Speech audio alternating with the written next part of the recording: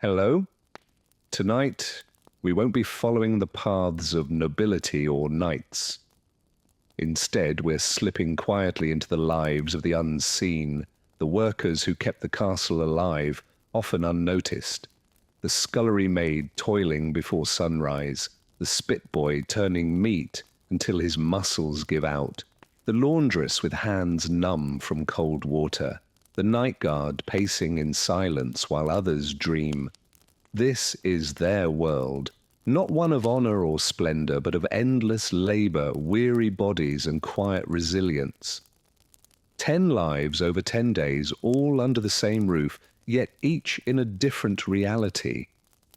If this kind of calm, intimate history helps you unwind, feel free to show your support, only if it truly brings you peace. And share where you're listening from and what time it is. It's always heartening to see how far these stories reach. So, take a deep breath, let the fire crackle, lower the lights, and let's begin. Not with those who ruled, but with those who served. Good morning. You're awake. Not because you're well rested, far from it. The cold stone floor you slept on has drained the last bit of warmth from your body. Also, the cook stepped on you twice. Such is the morning of the lowest ranked person in a medieval castle, the scullery maid.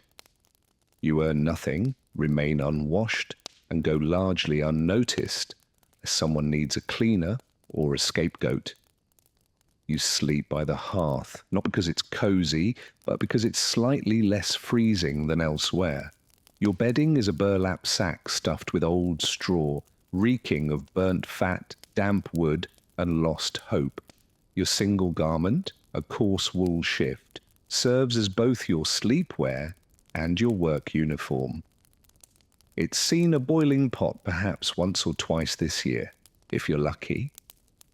You rise before the sun, before the roosters, before it feels like anything should be awake. Why? Because everything that must be done before the nobles stir, fire, water, bread, cleaning, falls to you. In theory, you share these tasks. In reality, others have mastered the art of vanishing when work appears. You haven't. The hearth is cold. The fire's gone out overnight. That's a disaster. A scullery without fire is like a knight without armor, ineffective and sad. You stumble out into the pitch-black courtyard barefoot because your shoes fell apart last spring and got reused as draft blockers. The flagstones are slick and sharp. You collect kindling with frozen fingers too numb to notice the splinters. Back inside, you crouch by the hearth and coax flame from damp twigs and sheer frustration. When it finally flares to life, you hover your hands above the flames until they start to resemble something human. Next comes water. There's no plumbing here, there's only you. You carry heavy buckets from the well, slopping and swaying on a yoke across your shoulders. Multiple trips, your arms ache, your back protests, your knees tremble, and it's still not breakfast. By the time the others trickle in, stretching, yawning, scratching, you're already on your 4th trip. No one thanks you, no one acknowledges you. You're walking furniture. The cook storms in like a bad storm, loud, hot, and fast. She's already sweating and shouting, waving her wooden spoon like a weapon. She yells about a crusty stew pot. That's your cue. Back to scrubbing. You scrub until your knuckles crack. No soap. Too luxurious. You use ash, sand, and lye. When someone remembers to make lye, it burns. So does the ash, in its gritty way. Your hands are raw, part callous, part chemical burn. The scullery isn't a kitchen. It's a punishment chamber, pretending to be a workplace. There's no airflow. The one window is choked with soot. It smells like overboiled meat and something unnameable. You spend your day hunched over basins, scraping out grime, swatting rats away with whatever you can find. About those rats, They rule this place. You're just a temporary guest. Mid-morning, you haven't eaten, a crust of bread hides in your apron, dry and dusty. You gnaw it secretly behind a doorway. You still get caught. A kitchen maid tattles. Now you're on chamber pot duty for the week.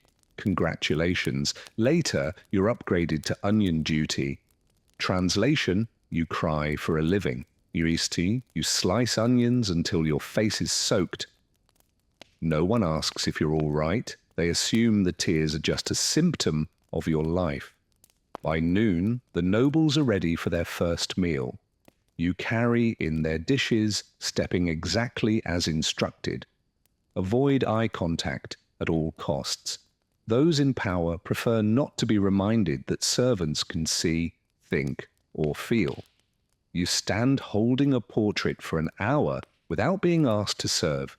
Your arms go numb. That's expected. Once the meal ends, the cleaning resumes. The same trenches now smeared with grease, bones carelessly tossed aside, half-eaten pies, chewed fruit, and something unrecognizable that might have once been fish.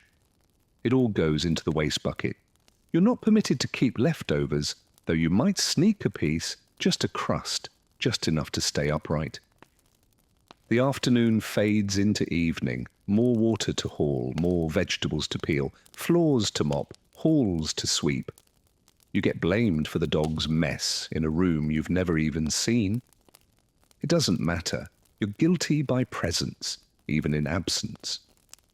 As night approaches, dinner preparation begins. The noise rises, the heat builds, flames roar. Smoke climbs, a pot crashes, the cook yells, a fire nearly catches. You beat it out with your apron and carry on. You eat again, barely.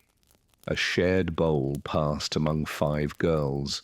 Watery stew with a stray root, a grain of barley, and a dubious chunk of meat. Could be squirrel, doesn't matter, it's something. Then dinner is served to the high table. You linger nearby, a silent fixture in someone else's performance. Your feet are soaked, your back stiff. Hours pass without words except to murmur, "Yes, cook." "Sorry, cook," or "Won't happen again, cook," regardless of whether you know what you did. Night falls, dishes again, scraping pans, bones stuck like stone. Your hands tremble, not from cold, but sheer fatigue. You're dismissed with a grunt. You return to your sack by the hearth. The fire is down to embers. The stone offers a sliver of warmth. Your clothes are still damp. You smell of smoke, onions, and exhaustion. Someone nearby is already asleep. Someone else is quietly weeping. You don't ask who. You don't want to know. You lie there, not quite asleep, not really awake, thinking back. This wasn't a choice. No one picks this life. You were born into it. Your mother bent over dairy vats until her back gave out. Your aunt caught fever doing laundry in the river. Now it's your turn. Suffering handed down like a family heirloom. There's no promotion, no elevation, no romance or escape. You won't become the cook. You won't catch the steward's eye. You won't be taught embroidery by candlelight. That's fantasy. You age, your body weakens. One day you're too slow. Someone younger, cheaper, replaces you. So you learn the unspoken rhythms, the subtle codes of survival. Never contradict the cook. Always share dry bread with the injured. Avoid the steward. If footsteps approach, move fast or get trampled. Gossip flows. The only trade among the invisible. Rumours swirl, who's sneaking off with whom, who's in love, who overindulged and paid for it. Some stories ring true. Special events mean chaos. More guests, more work, no pause. Nobles feast. You blister. By the end, you're not tired, just hollow. Winter is the worst. You labour through illness. Layer the same shift with rags. Sometimes the water freezes before it reaches the kitchen. You don't stop. If you do, someone else replaces you. And you've been taught that silent suffering is a virtue, especially for girls like you. You used to have a name. People used to say it. Now you're just girl or hey you. You're not remarkable, not a hero, just another unseen part in a greater machine. But the place runs because of you, because you're up before dawn, because you know how to fix a squeak with goose grease, because you remember which bucket is which, because you scrub until the metal gleams like coins you'll never touch. No one will sculpt your likeness. No songs will be written, but remove you, and within a week the kitchen would collapse. You don't sleep soundly, you twitch, you ache, you dream of fields, of ships, or of nothing. You wake parched and heavy. A new day begins exactly like the last. And so it continues. No one really notices you except perhaps one sharp-eyed onlooker. You're the spit boy. Whether that's something to celebrate or mourn depends on your tolerance for spending hours slowly rotating meat over an open flame while questioning your life decisions. You're likely between 8 and 12, small enough to fit under the hearth, old enough to endure burns without tears. You ended up here because you were orphaned, sold, or your family was convincing enough to frame this as a good opportunity. Your task is to sit, assuming you're lucky enough to have a stool beside the large hearth in the kitchen, and turn the spit all day, slowly and mostly clockwise unless told otherwise. Sometimes you're ordered to stop, or scolded for turning too quickly, too slowly, or not nobly enough. Someone once said you blinked too much and called it insolence. The heat is oppressive, like living inside a half-baked loaf of bread. Your cheeks are always flushed, hair perpetually damp, and your singed tunic reeks of every meat ever roasted here. What once smelled good like duck now gives you headaches. You're constantly blistered, but the kitchen offers no pity. You're expected to learn to avoid the burns. A wrapped palm, missing eyebrows, or fainting spell, none of it changes the routine. You don't get breaks, the meat needs turning, the fire blazes on, and the aristocrats demand their meals be flawless. A mistake could cost your job, or worse, depending on the steward's mood. On feast days, the spit gets longer, larger birds, whole pigs, even a deer once. 2 of you were needed. Your partner had a lazy eye and a cruel streak, letting go of the crank just to see you scramble. He's gone now, rumoured to be in the kennels. You hope the dogs are dealing with him properly. You sit motionless for hours. Your knees go numb. Your back seizes up. Once, your foot went so dead you thought you'd lost it. The steward called you dramatic and threw a turnip. The kitchen is pure chaos, yelling, boiling pots, clanging pans, collisions with trays of oysters and pitchers of wine. You're the still point in all of it. No one thanks you, no one remembers you. But if the roast is uneven, you're the one they blame. When it's finally done, you help remove the meat. The fat hisses, grease drips, flinch, and you're chastised. Pause, and you're hit. Then it's on to the next dish, the stew, the pies, or the cauldron that smells like rot and resignation. You never really know what time it is. Your world is fire and hunger. Occasionally, if you're lucky, someone throws you a bone with a scrap of meat on it. You eat hunched in a corner like an animal, then go right back to turning. By late afternoon, your face is red, your lips cracked, and your hands black with soot. You've breathed so much smoke you cough like an old man. Still you turn. Above, you hear laughter and clinking plates. That room is off limits. It's clean, bright, and full of soft bread and soft chairs. Your existence ensures they never have to see the fire. When the feast ends, you're not done. You help carry trays of picked-over meat back downstairs. You don't get to eat any. You carry, scrape, rinse, and drag the spit to be cleaned. It's heavy, and your shoulder screams. You ignore the burst blister on your hand. Then someone shouts that a roast is needed for the Lord's dogs. You start again. They'll eat better than you tonight, again. It's late now. Your tunic clings to you, your hair stiff with grease, your hands trembling from fatigue and hunger. At last, you get a bowl of thin pottage, grains and soft turnip. You hunch in a corner and eat silently. No one talks. Everyone is too tired to pretend they're human. You clean the tools, knives, spits, hooks, until they shine. If there's even a smear of fat when the steward inspects, you scrub it with spit. If not, you're scrubbing the floor of the Lord's latrine tomorrow. Night falls like smoke. The kitchen falls quiet, pots clatter into position. The shouting in the kitchen finally stops. You sit by the dying fire, too sore to lie down, too restless to sleep. A rat scurries past. You don't react, you're too exhausted to care. Your thoughts drift to the life you had before all this.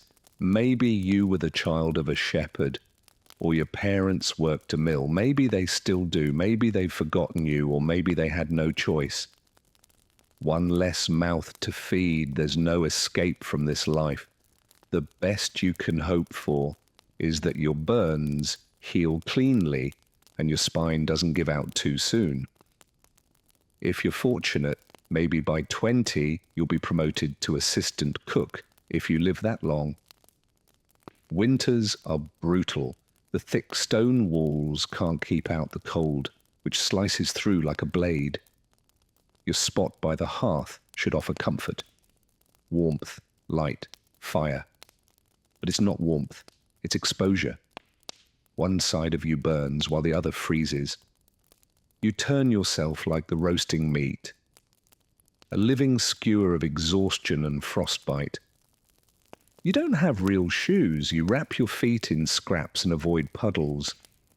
Your knees creak like ancient door hinges when you walk.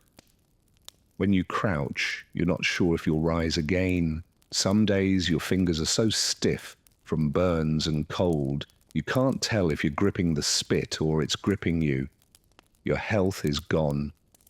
The cough feels permanent now. Your skin peels from heat, then splits from the cold. You reek of scorched fat, not the kind of smell that draws people close. Your forearm is so repeatedly burned, it resembles charred meat. No one gives you help. Remedies are for the elite. You're told to smear pig fat on it and keep working. The kitchen hierarchy is unforgiving. You're below the maids, the butcher's apprentice, even the egg boy. You're the lowest. Even the begging dog is higher than you. It gets leftovers. Occasionally, the steward gives you a nod. That's the high point of your week. Sometimes you wonder what life would be like if you left. But spit boys don't leave. They either become something else in service, or they don't live long enough to. You curl back into your spot, legs pulled tight, arms around your knees. The fire's dimmer now, but yesterday's blisters still sting. You stare into the coals and try to imagine warmth that doesn't hurt. You can't. You've never felt that. Outside, snow drifts down. Inside, meat sizzles. And you remain in between, overlooked, forgotten, still turning. You're the one who handles waste, human waste. You're a gong farmer, a title that hides the filth behind it. If it goes into a chamber pot, you remove it. If it lands in a latrine, you retrieve it. You exist at the very bottom, scraping out society's refuse. It's an actual job and it pays better than many others, but only because no one else will do it. You work at night, not because you prefer the dark, but because no one wants to see or smell you during the day. You're barred from public places until you've washed. Not that washing makes a difference. The stench is part of you now. People cross the street to avoid you. Your tools, a shovel, a bucket, a rake, your clothing, layers of wool, moss-stuffed and makeshift, in a futile attempt to block the stench. It never works. The smell always finds a way. Your task is straightforward.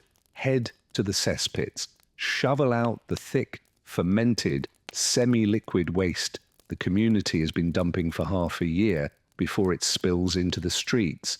You climb down. Yes, down. If there's a ladder, you're lucky. A rope, maybe.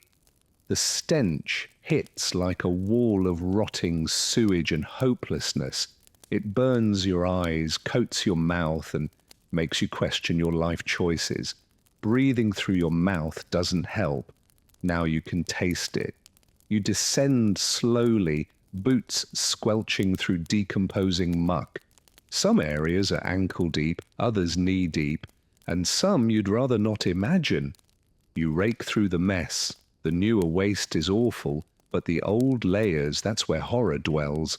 Grey slush, black crusts, pulsing blobs that seem almost alive.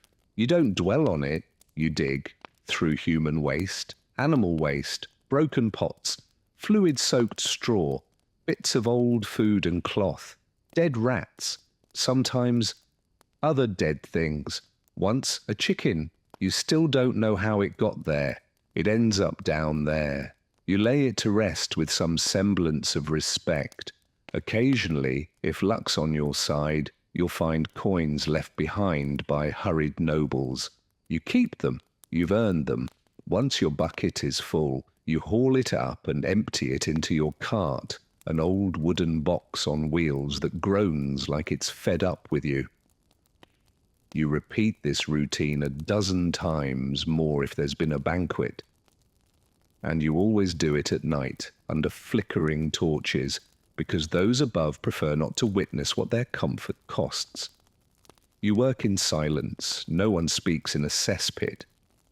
Once the cart is loaded with what records politely call night soil, you trudge through the empty streets. The wheels leave smears, the air behind you sours. If anyone spots you, they either gag or whisper a prayer. A child once hurled a cabbage at you. You retaliated. You're not proud of it. You push the cart beyond the town walls to the dumping site, usually near farmland, because naturally waste is reused. The muck you collect becomes fertilizer. The same nobles who won't meet your eye end up eating produce grown in their own filth. That's the cycle. By dawn, you've finished unloading, but not your work. You clean your tools, rinsing them in a pond already tainted. You wash your boots, clothes, hands. It doesn't matter. The stench stays. People know what shift you've worked. Some won't sit next to you, some won't share a table. You try to brush it off. You remind yourself it's necessary work. If you vanished, the whole place would be wading in filth within days. You're not a savior, but you are a barrier between order and chaos. Most days, you eat alone. Your bread tastes like ash, not because it's burnt, but because the air you live in has that taste. You drink ale, not water. Too dangerous. And frankly, doing this sober feels cruel. Winter is the worst, not just the cold. Everything freezes, the filth freezes, your fingers go numb. Your breath fogs and carries your regrets.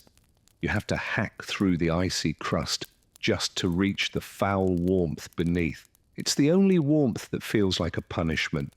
Summers know better. The heat bakes everything. The stink rises. Flies swarm. Wasps appear for reasons you'll never know.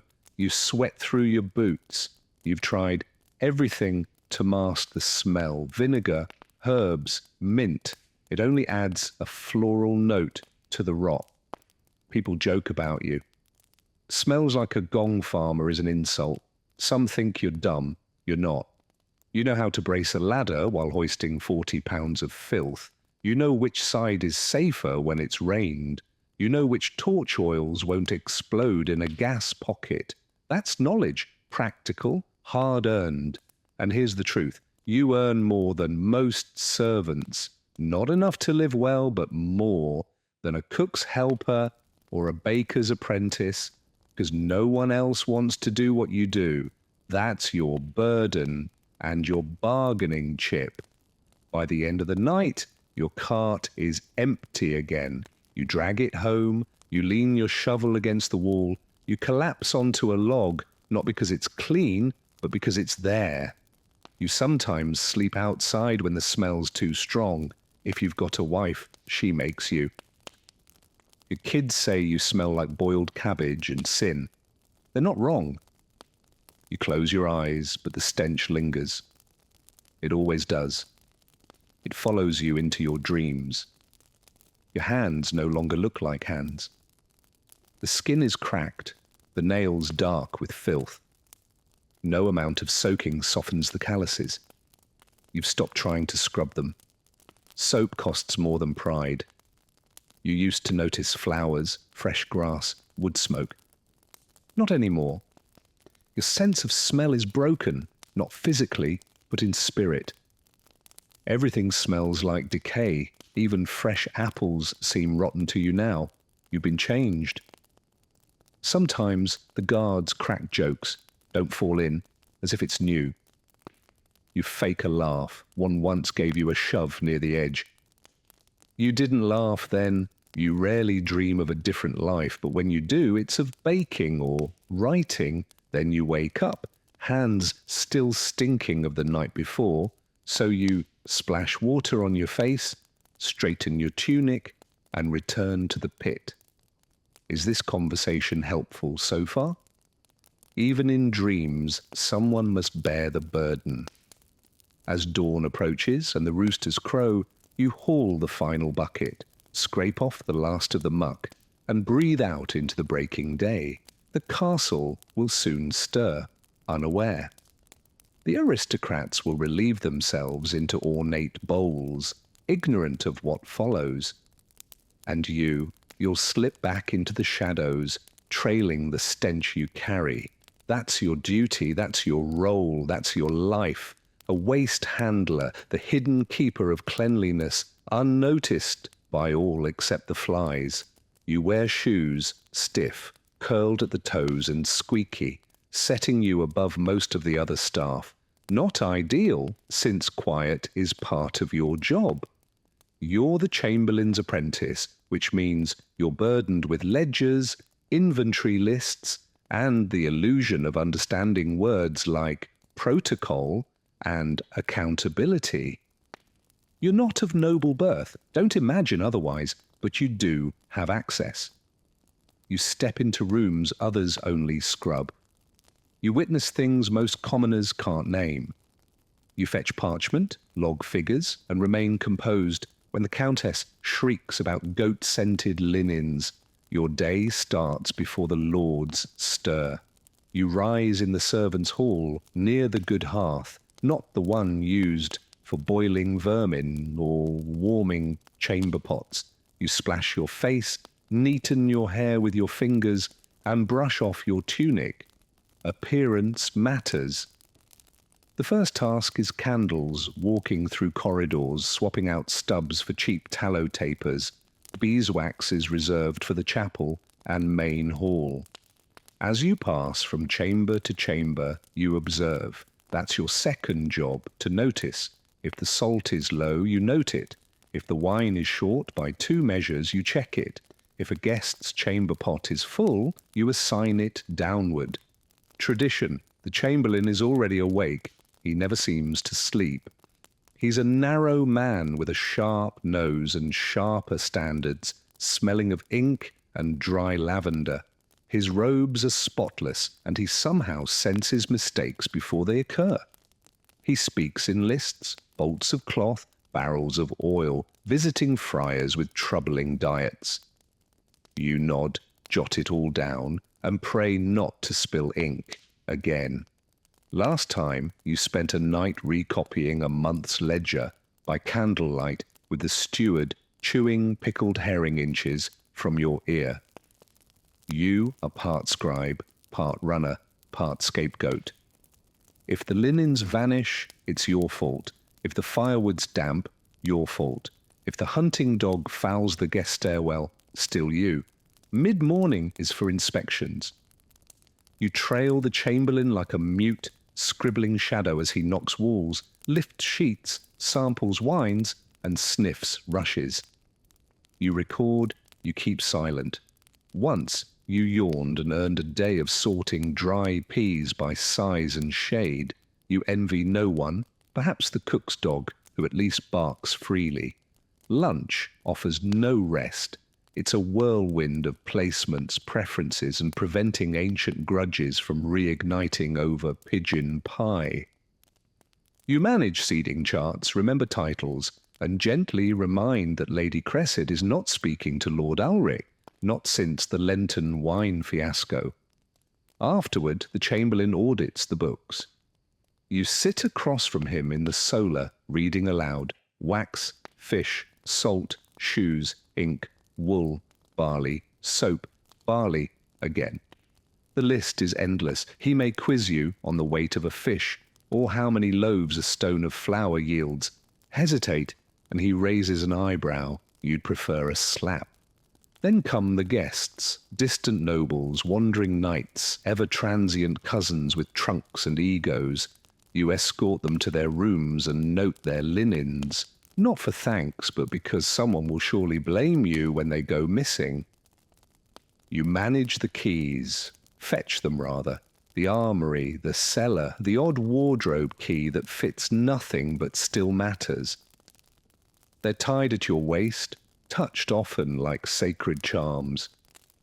Losing them would be catastrophic, maybe punishment, maybe exile, maybe endless latrine duty.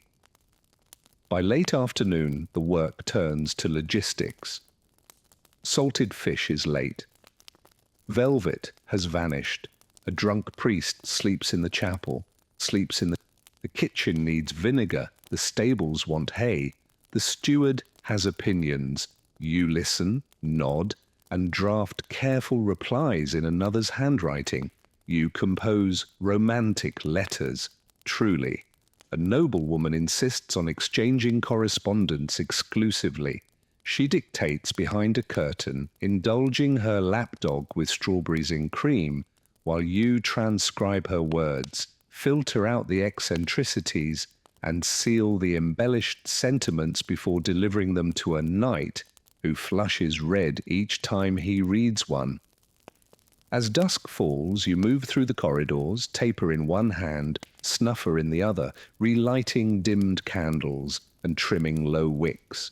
The hall's quiet, nobles drink, servants exhale. You exist between them, belonging to neither, essential to both.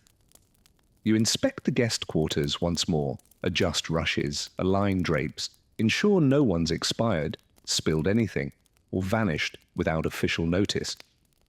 Your feet throb, your head pulses, and your fingers are marked with wax and ink. You haven't eaten since morning, and won't until your superior finishes dining, assuming he remembers. Sometimes he doesn't. You wait outside his chamber while he spins old tales to a drowsy page boy dreaming of glory. Chin resting on palm, stomach hollow, you doze. Eventually the door opens. You're dismissed with a flick. You bow, whisper thanks, and retreat to the servants' quarters. Your bunk is narrow. The fire has gone out, your blanket's gone, stolen again. You lie back, half-dressed, eyes on the ceiling, wondering if power always smells like this. Tallow, ink, sweat, and lavender. You once imagined being close to nobility would be thrilling, a glimpse into how influence works. You've heard the secrets, mostly about physical ailments, misplaced pastries, and petty grievances. Power, it turns out, is just more regulations and more ways to err. You're told you're learning discipline. What you're truly learning is how to be both invisible and essential, always needed, rarely acknowledged.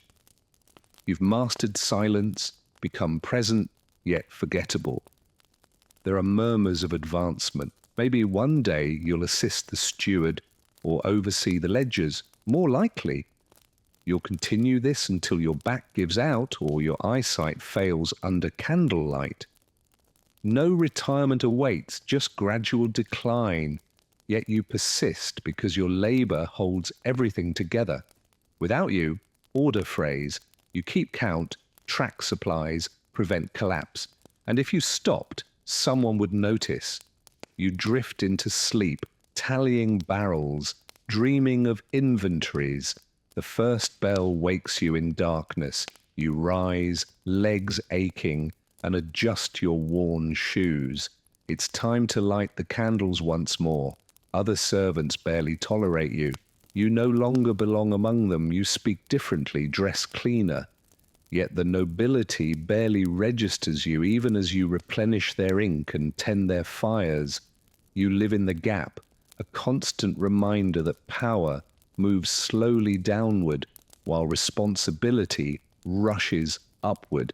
And still you return because showing up is what keeps the place functioning. Tomorrow, like today, you'll carry the lists, light the candles, and shoulder the blame.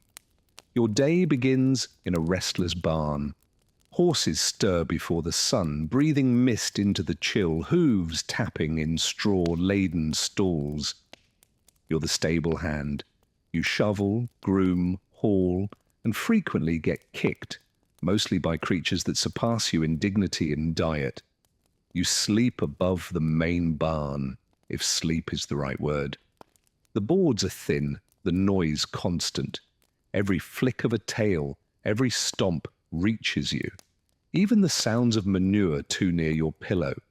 Your hands are cracked before dawn. You drag on the same hardened boots, the same stale tunic, and descend the ladder. The cold greets you like a slap. One by one, you muck the stalls, shovel, toss, repeat. It's neither glamorous nor pleasant, but it must be done before the master of horse appears, or you'll earn a bruised face and a lesson in obedience. You work quickly, but not too quickly. Sudden movements startle the animals, and a frightened horse is more dangerous than any noble. They bite, they rear, they crush. You've already had 2 fingers broken and once took a hoof to the ribs, coughing blood for days. Still you love them. The animals don't lie, shout, or condescend. The stable reeks of hay, sweat, dung, and horse, a scent worse and better than anything inside the stone walls. You've stopped noticing. You know now the difference between the smell of a strong stallion and one falling ill. Is this conversation helpful so far? When a horse is uneasy just by the rhythm of its breathing, they often make more sense than people do. After clearing the stalls, you haul feed, heavy sacks of oats and hay bales from the loft. You lower them carefully, remembering last winter when you hurt your back and nearly passed out. The overseer accused you of faking and threw a bridle at your head. Feeding takes patience and caution. Some horses eat greedily, others hesitate, and a few will snap at your hand if you're not careful. You have the scars to show for it. You stroke their necks, check their hooves, murmur nonsense to soothe them. They recognize your voice. They trust you more than the lords ever will. Late morning is for grooming. You brush coats, clean hooves, untangle manes, and remove burrs. You wipe noses and shovel more dung than you care to remember. If the Lord plans to ride, you shine the tack to a mirror finish, not for him, but because the overseer will inspect it, and if something's wrong, you'll pay for it. Sometimes noblemen bring dogs into the stables, nervous, pampered hounds with more breeding than brains. You clean after them too. No thanks ever follow. When a ride is ordered, always at the last minute, everything becomes chaos. You ready the best gelding, the one that hates being handled. You check every strap multiple times, you wipe the bit clean, you set the stirrups to the exact length, though they're too short for real riding. Style takes priority. You step back and vanish as the rider mounts. If the horse moves, it's your fault. If he slips, it's your fault. If anything at all happens, the blame finds you. Then you're fetching water, sweeping the yard, stacking more hay. The scent of sweat and leather clings to you. Your muscles burn, your limbs ache. You've torn things, bled from places you didn't know could bleed. Your breaks aren't restful, just time on a stool, sipping lukewarm ale, staring at floating dust. You don't talk. Your jaw aches from clenching. Your body hurts just from being. Winter makes it worse. Your fingers go numb through gloves. Troughs freeze solid. Horse breath curls like smoke in the cold. You smash ice so they can drink. Sometimes you wonder if those inside even realize the stable lacks insulation. In summer, you're constantly overheated. Sweat seeps through every layer. Evening brings flies in swarms. They gather in corners and buzz like curses. You brush them off while mucking out the final stalls. One mare has soiled hers repeatedly, nervous from the shifting weather. You can feel the change in your bones before the sky shows it. You sweep again, rake again, scrub the troughs with straw and a brush worn bald years ago. One replaces it. No one else notices. The overseer inspects once more. A grunt means all's well. Yelling means trouble. You measure your day by how far his voice is from your face. You sneak carrots from the feed room. One for the gentle grey mare. One for the chestnut who only bites newcomers. They nuzzle your hand gently. It's the closest thing to kindness you get. When night comes, you climb to the loft. Your bed is a musty heap of rags and straw that smells of mould and tack oil. You don't bother changing clothes. You'll be up in a few hours anyway. You fall asleep to the sound of horses breathing and wind tapping the wooden walls. Even in dreams you hear hoofbeats. At court, no one knows your name. They call you boy, though you're nearly 17, and your spine creaks like a gate. They wrinkle their noses when you pass, not out of insult, but because you smell like labour they don't care to imagine. Some acknowledge you. The kitchen maid leaves you crusts. The blacksmith nods. A knight once gave you a silver coin for calming his stallion before a battle. You still keep it. Not for spending, just proof you exist. You're not naive. There's no climbing up from this role, no magic brush that turns into a sword. You won't be a knight, not even a squire, but you understand animals, and that means something. You know how to read them, and they, at least, understand you. To dress a wound, soothe a temper, and notice a limp before it worsens. You have a quiet importance. You've seen what happens to boys who can't endure it. They vanish after a beating, either by running, breaking, or disappearing. No one asks why. You focus on your duties, keep your head down. The stables leak in storms. In summer, the hay turns sour. In winter, your breath frosts on the beams, but the horses remain, breathing, waiting, trusting. Most days, that's enough. So you close your eyes and listen to hooves shifting in straw, wood creaking, and the gentle breaths of creatures who never judged you. Tomorrow it begins again. You're the stable hand and the horses rely on you. Not for recognition, there's none, but because they know your voice. Because they call softly when they hear your step.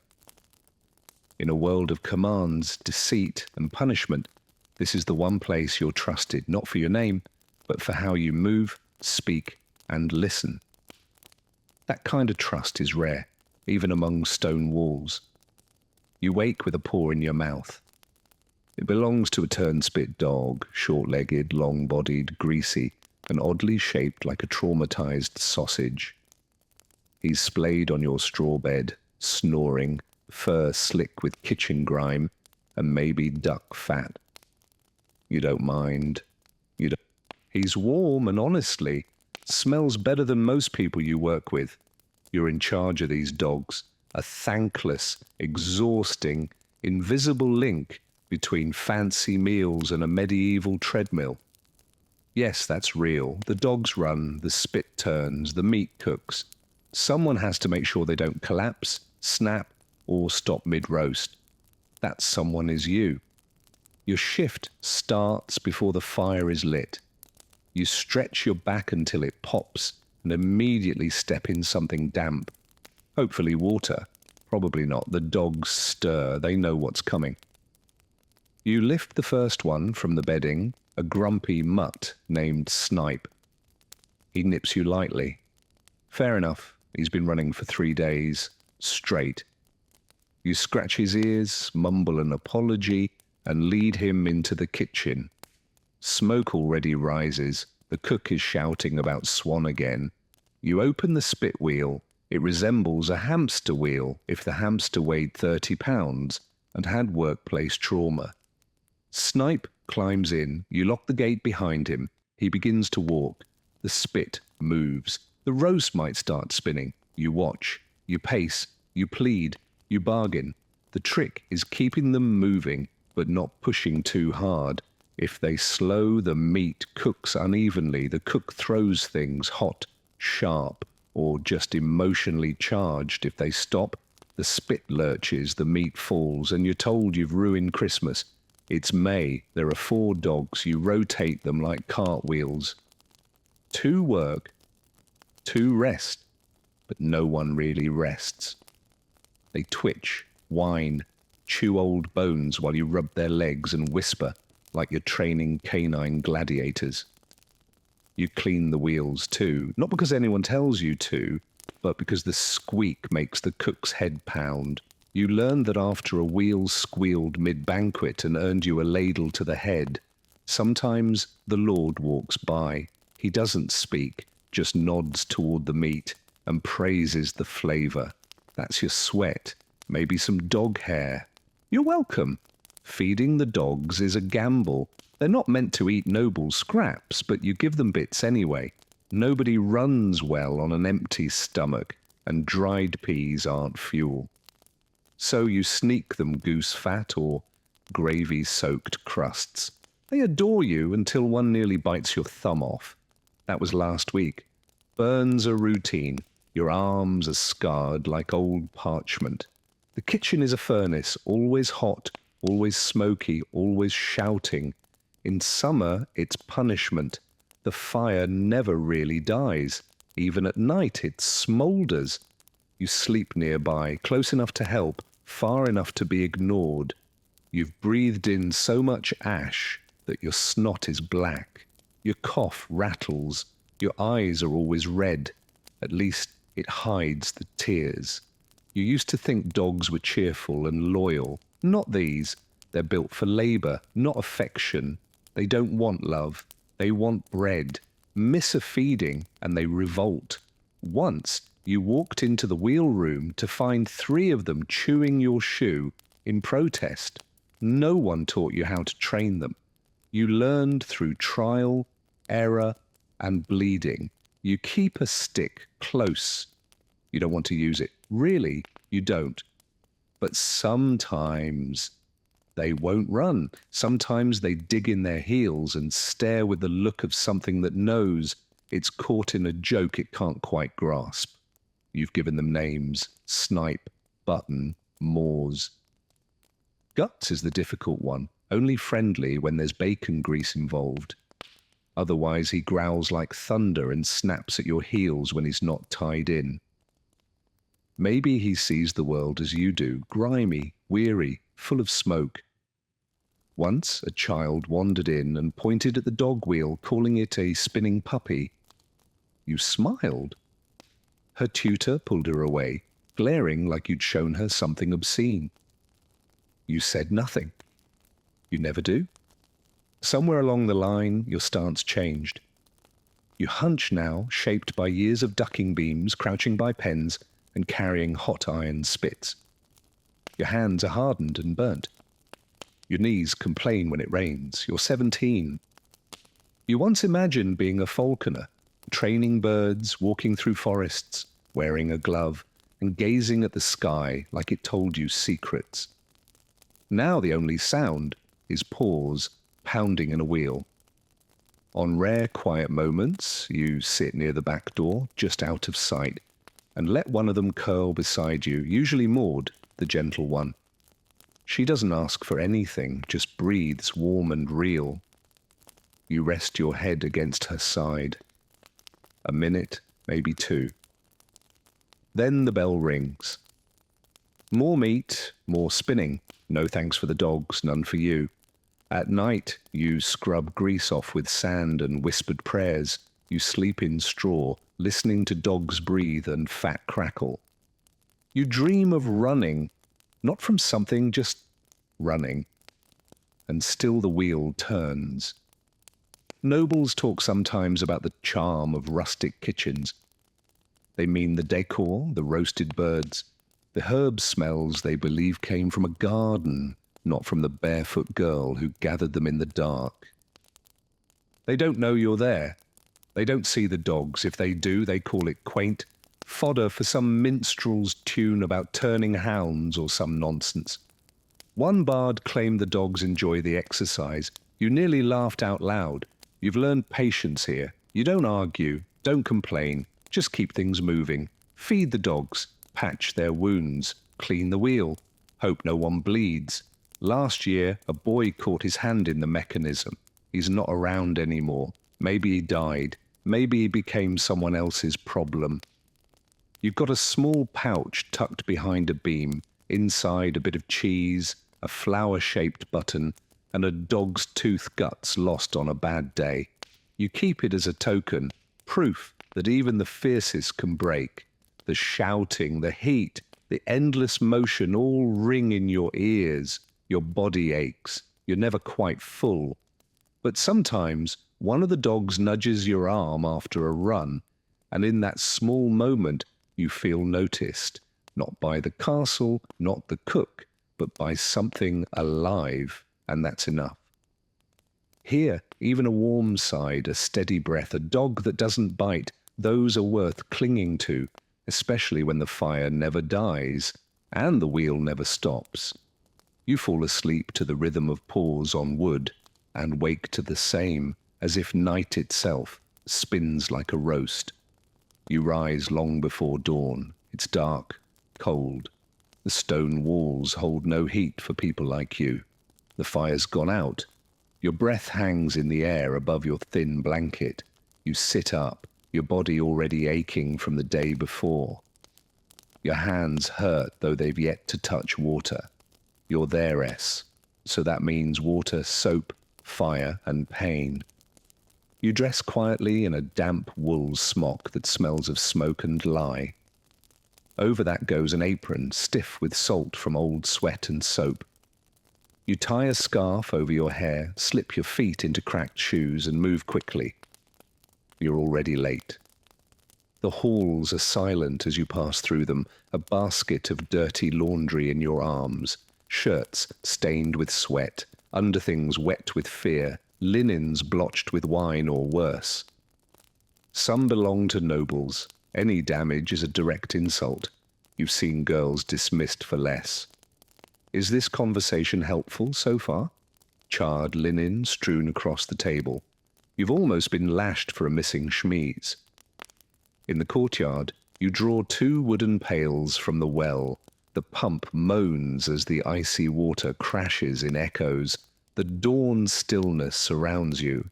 You hoist the yoke across your shoulders. Each step presses it deeper into your flesh.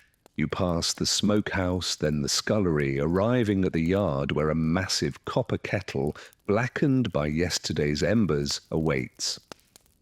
With trembling hands and a spark from flint, you kindle the fire beneath. By the time steam curls from the water, the air bites with smoke and your fingers burn with cold.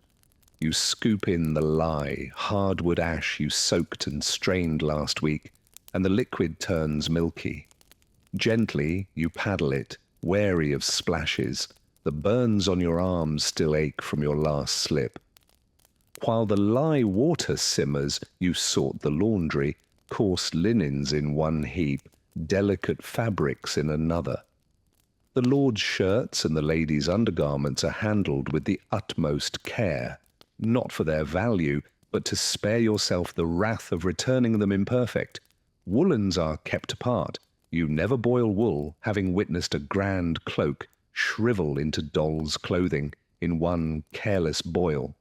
You begin with a soak. Linens slide into the hot lilac-tinged bath, and you swirl them lightly to release grime and odour. Next comes the scrubbing at the stone slab by the well. Kneeling, you press a servant's tunic onto the rough surface, rubbing in black soap made of tallow and lye. The fabric resists. Your knuckles whiten as you scour. When you plunge it into the rinse barrel, the water clouds instantly. A small satisfaction warms you, proof of progress. The water is frigid. Your fingers go numb within moments. Still you switch hands, clench and unclench to coax blood back, blowing on them now and then, flexing your wrists, finding no real relief. You think of the scullery maids and the wood gatherer. They're cold too, but it's little comfort. Once the worst of the soil is banished, you tote the linens to the stream beyond the outer wall. In the shallow current, you beat sheets and cloths with a wooden mallet.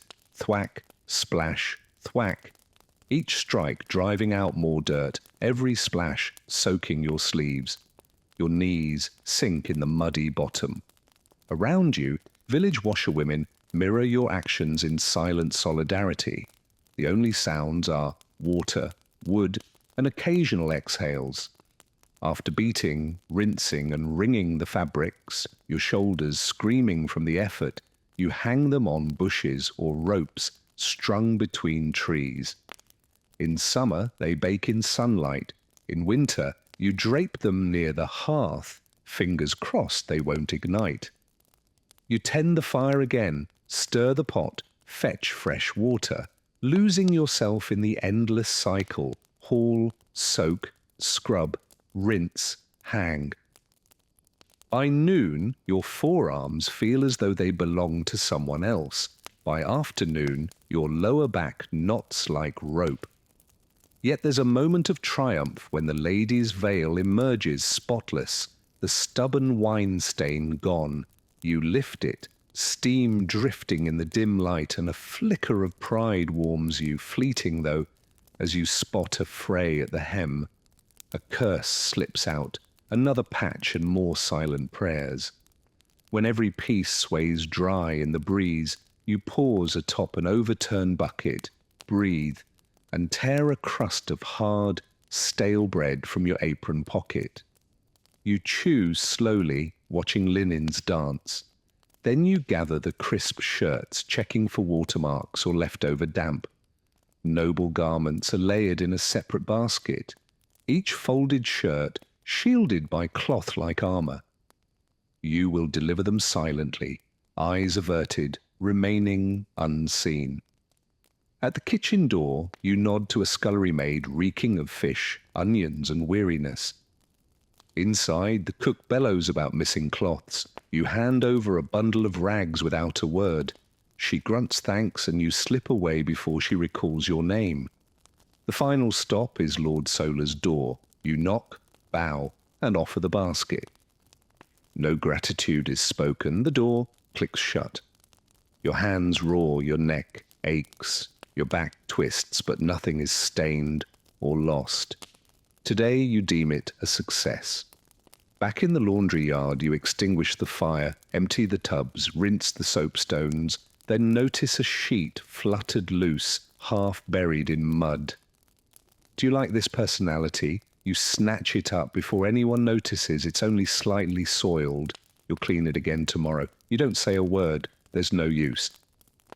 Finally, as the sun dips behind the stone walls, you sit once more, this time for a little longer. You stretch your hands toward the dying heat of the fire, the ache surging back into them.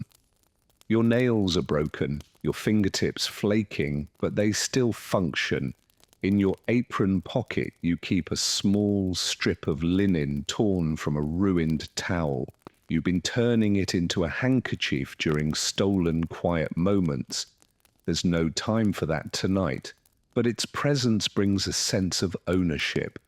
You dine in the servants' hall, simple fare, stewed bread, warm ale. You eat quickly, silently, gaze downcast. Then you head back to your bedding near the chimney. The day's labour is done. Tomorrow will bring more of the same: water, soap, fire, and aching limbs. But for now, you sleep. Once the laundry is hung, damp cloth steaming gently in the afternoon breeze, you pause on an overturned bucket to catch your breath. You pull a crust from your apron pocket, stale but edible. You chew slowly, watching the linen flutter in the wind. Then it's back to work, gathering the dry, folding the crisp garments, checking for stains and dampness. You separate the fine clothes, layering them with cloth like a form of protection. These are delivered by hand, silently, eyes averted. You remain unseen. You must. At the kitchen door, a weary nod is exchanged with a scullery maid, her scent a mix of fish, onions, and fatigue. Inside, the cook barks about missing cloths. You hand over a folded bundle without a word. She grunts in response. You're gone before she recalls your name. The final delivery goes to the Lord's quarters. You knock. Another servant takes the basket. You bow with practiced ease. No thanks, the door shuts. Your hands are sore. Your neck throbs. Your back is tight. But everything is accounted for. That makes it a good day. You head back to the laundry yard to extinguish the fire, empty tubs and rinse stones. A sheet has blown into the mud. You grab it before it's noticed. It's not too dirty. Tomorrow it will be clean again. No complaint leaves your lips. There's no point. As the sun slips below the battlements, you sit one last time, a little longer. You hold your hands to the fire's last warmth, feel the pain thrumming through them. Nails chipped, skin raw, still usable. That linen scrap in your pocket reminds you there's something small that's yours alone. You eat again in the servants' hall. Thick broth, coarse bread, warm drink, quiet, swift, eyes lowered. Then to your bedding near the hearth.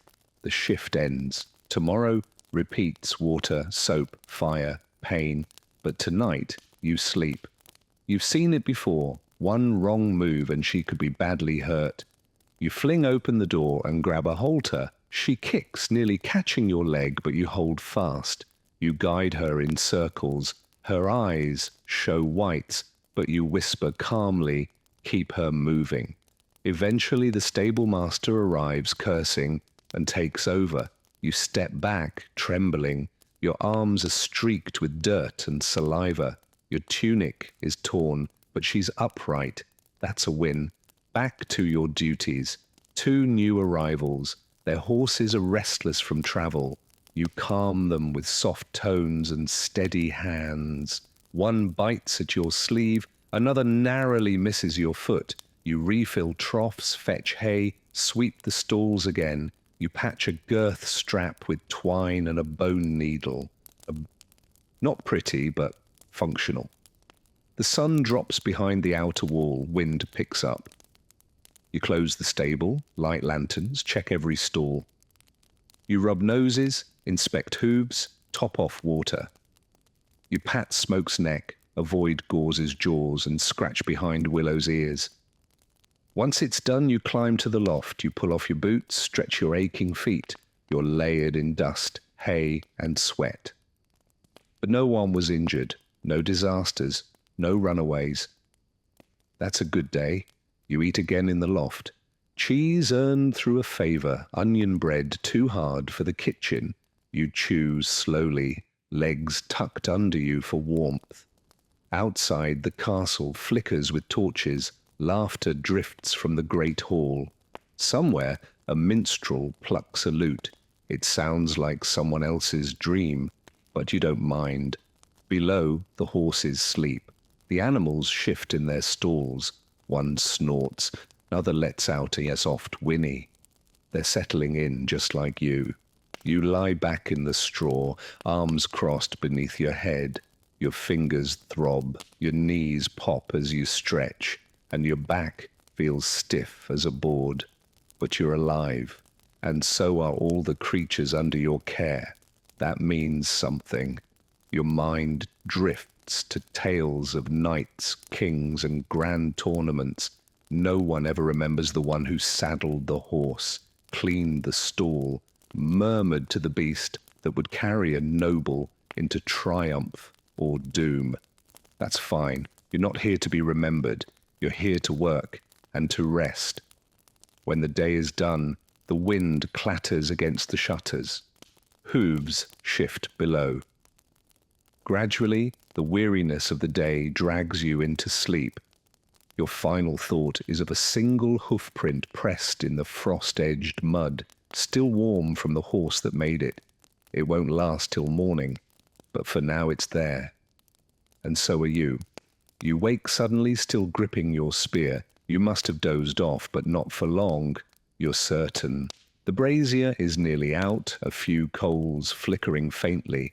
You rub your eyes, shift on the cold stone bench, and glance through the narrow window. Still dark, still foggy, still your watch. You're a guard, not a knight, not a warrior of legend, just a guard. You stand, you wait, you freeze, and if trouble comes, you'll be the first to fall. It's your second night shift this week, and your knees are already stiff. You roll your shoulder, feeling the bruise from training, wood striking your ribs hard. The sergeant called it a lesson. You had your own word for it, kept to yourself. Your task is plain. Watch the gate, watch the wall, walk the perimeter when the bell tolls, report anything unusual. Stay awake. You listen for the bell, distant and muffled, maybe 5 hours till dawn. The wind cuts through the openings above, steady and sharp. You draw your cloak tighter. The thin wool barely helps, but it's all you've got. Your breath fogs in the torchlight, curling like smoke from dying embers. You stretch and pace a slow circuit around the gatehouse interior. The stone floor is slick with moisture and torch soot. You know every crack, every uneven stone. Too many laps to count. Outside, on the parapet, the wind strikes harder. Your cloak flaps around your legs. The courtyard below lies quiet. A dog noses around the kitchen. Somewhere, a drunk lurches from the latrine, humming and leaving the door open. You don't call down, not your concern, not tonight. You inspect the hinges on the portcullis, still locked, still rusted, still your burden if they fail in crisis. You run a gloved hand along the metal. It's ice cold. You think of the day shift, warmer, busier, with voices and sunlight. But it comes with orders, inspections, noise. Night brings silence and solitude, until danger arrives. Then everyone remembers the night guard. Back inside, you sit again, resting your head briefly against the cold wall.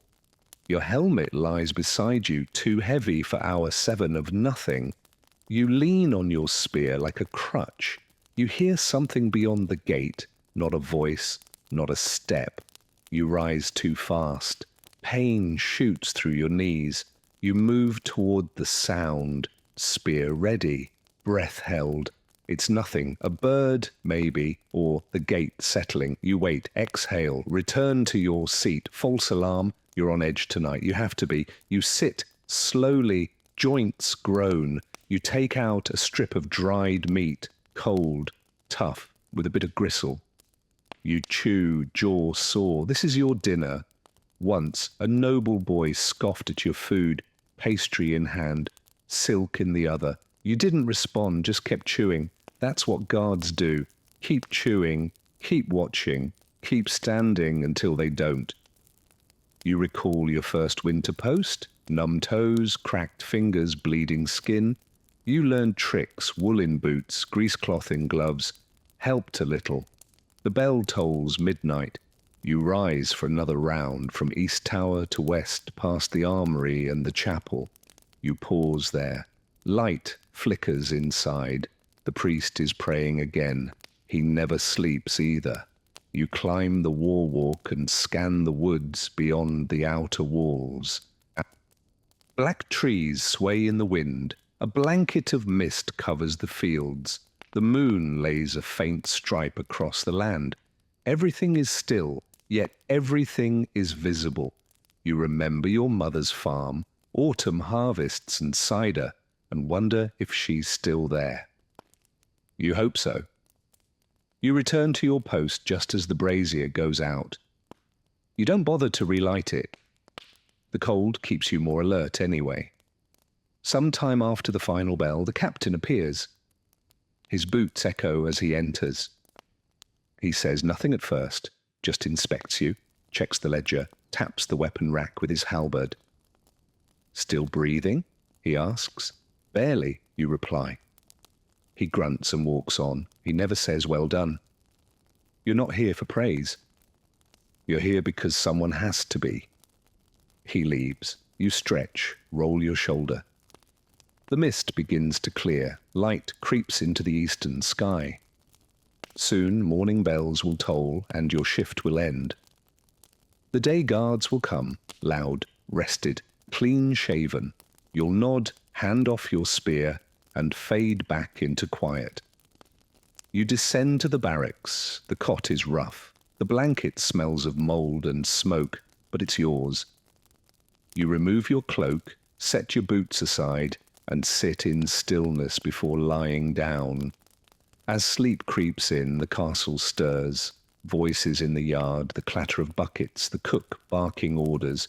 You've earned your rest, though you know you'll return tonight. The castle must be watched. You remember last year, a night when desperate men tried to break in. 6 or 7 of them, drunk, starving. They thought the gate unguarded after midnight. They were wrong. You sounded the alarm, yelled, held the gate. One, tall and armed with an axe, nearly made it through. You stopped him with a spear through the ribs. He fell, choking, and died at your feet. You didn't sleep for days after, but no one said thank you. The steward sent extra bread. Sergeant gave a nod and said you'd done your duty. That was all. Eventually you slept. When your bruises faded and the frostbite healed, they stationed you at the gate again. They trusted you to stay alert now.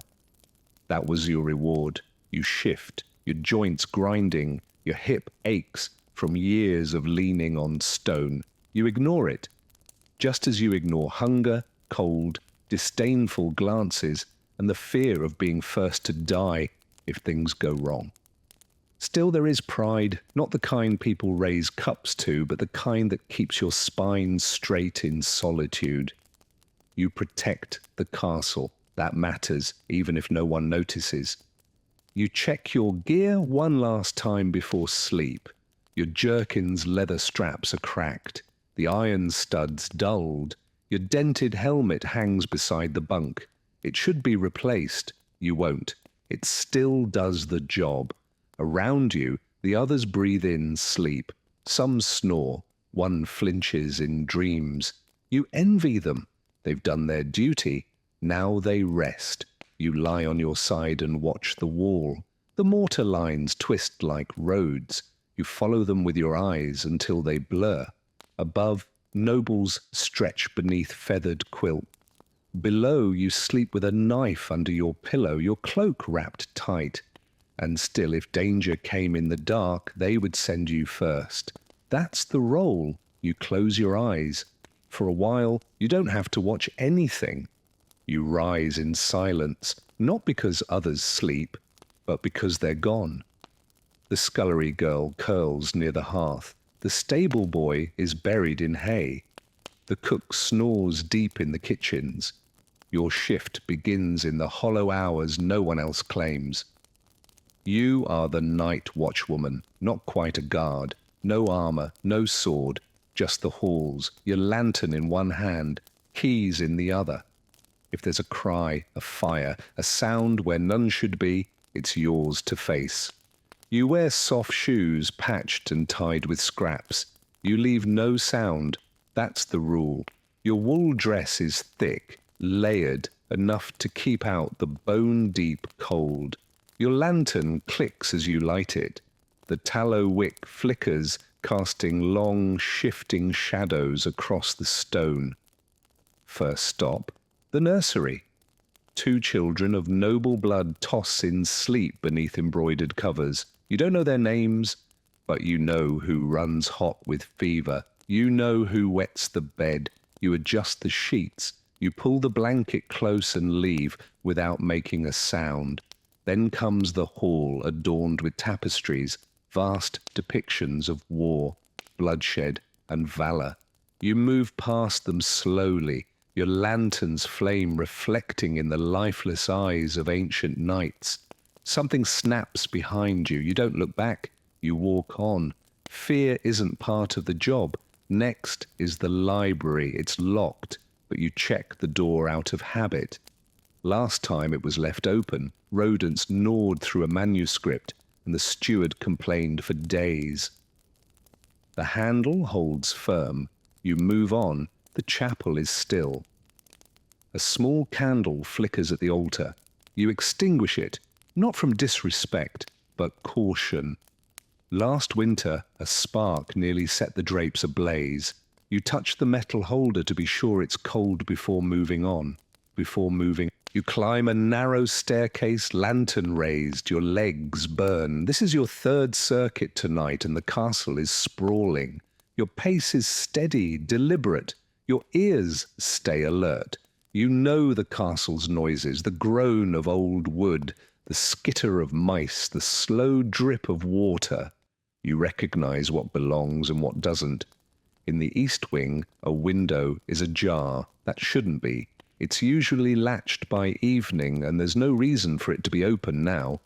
You set the lantern down and shut it quietly. No report, there's no point.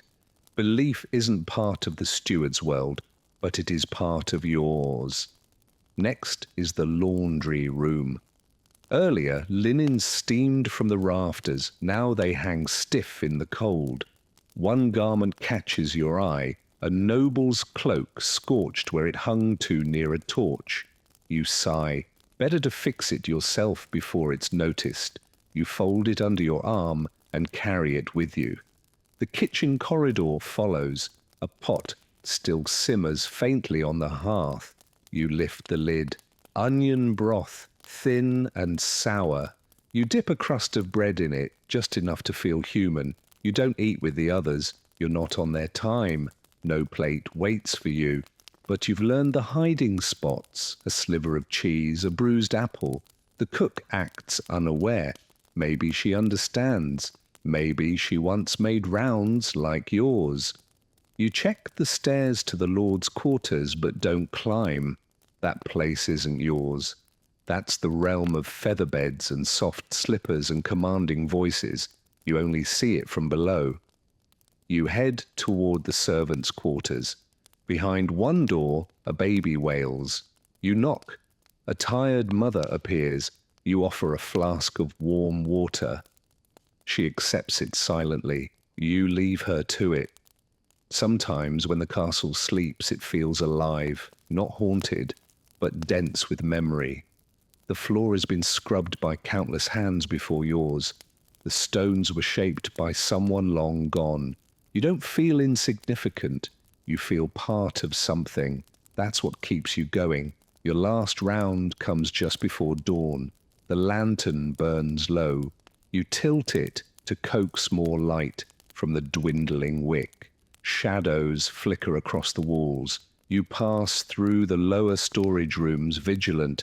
It's where rats lurk, where a stray flame could destroy everything. At the armory, the door stands ajar. That's not right. You enter, pulse quickening. You're unarmed, just keys, just your voice. You inspect the weapons, swords, spears, axes, all in place. You check the back wall. Nothing, no one. Probably just a draft. Still, you close the door and slide the bolt. Back by the kitchen hearth, you finally sit. Lantern beside you, cloak in hand, you begin to mend. Your stitches are careful, practiced. You finish just as the bells ring for morning prayers. The castle stirs, a door creaks, a groan sounds, a new day begins. You fold the cloak and return it to its place. You climb to your cot above the linen stores, little more than a shelf. You tuck your legs under your skirt, curl up like a sealed letter, and shut your eyes. The castle exhales around you. You sleep. In the deep night, time slips away.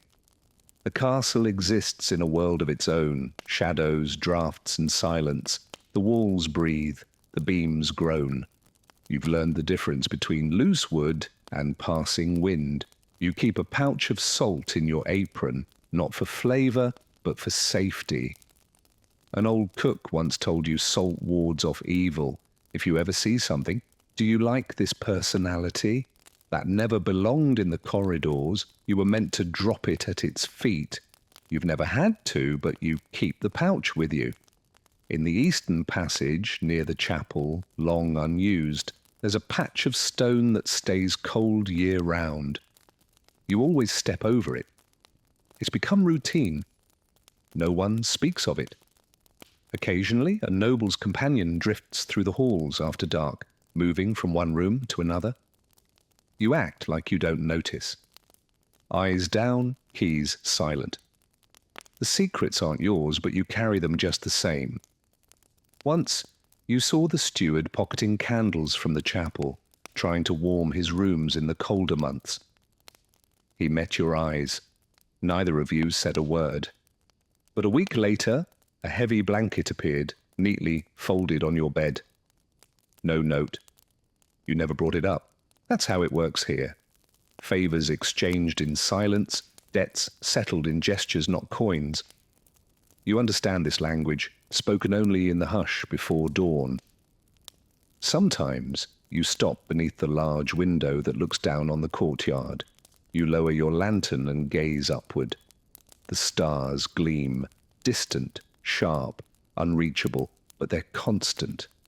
No matter what the day held, they always return. You remember your mother's tales, how she said the night listened to women who labored while others slept. Maybe she was right. You've whispered into that quiet more than once, practical hopes never fulfilled.